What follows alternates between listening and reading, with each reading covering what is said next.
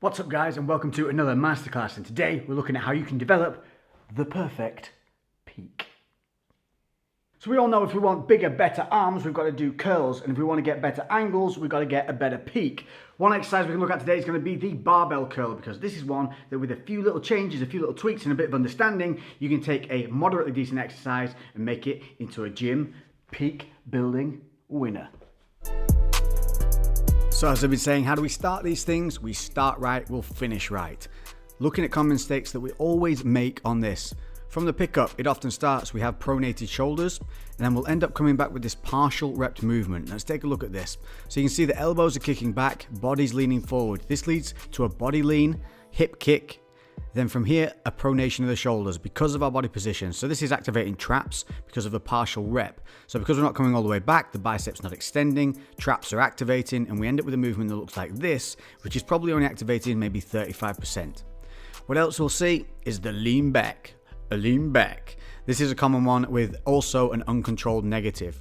So we've got counter body lean here, and this takes away the load from the bicep. We're arching at the lower back, and look at the bar position. From this point here, you can see that the load is now carried by the body and no longer the bicep. That's why the body's trying to lean back. It's trying to take that load away from isolating the muscle, which is the body's job. Its mechanism is not to keep things isolated.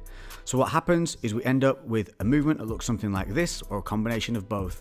A release negative, uncontrolled positive, and a full lean back, which takes all the load and all the effort off the muscle we're trying to work.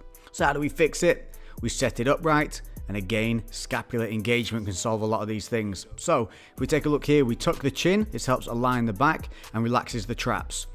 Then from this point, we're going to set the scapula. You just saw me squeeze them back there. So we're setting the scapula, so that allows for a full arm extension and creates full bicep activation. Look at the start point where the bar is. Those elbows are going to stay fixed, and to help this, squeeze the glutes a little bit. That'll help stop your hips from being able to kick backwards. The hips can't kick backwards. That's going to force you to keep your elbows in place and control that negative, which is where most of the move breaks down. So in real time, you can miss a lot of these movements. Set the scapula, tuck the chin. Tuck the chin, set the scapula. You can see how everything engages.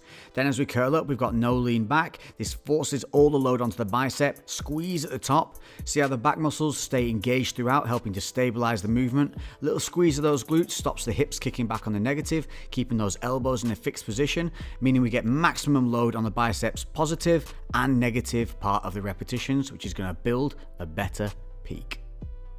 So there you go, you've now got those nuggets of information to be able to take and put into the gym and help build a better arm. Make sure that you concentrate from the feet up. As always, if you start right, you will finish right. These videos are on a regular basis now, so hit me up in the comment section with other exercises you want to know about, ones you'd like to see, some favorite ones that you maybe want to learn that you haven't tried yet. Make sure you hit that thumbs up. Hit the notification bell to make sure that you don't miss any uploads. Make sure that you opt in for all notifications, then you will never miss a single one of these masterclasses. Until the next one, I've been Lex.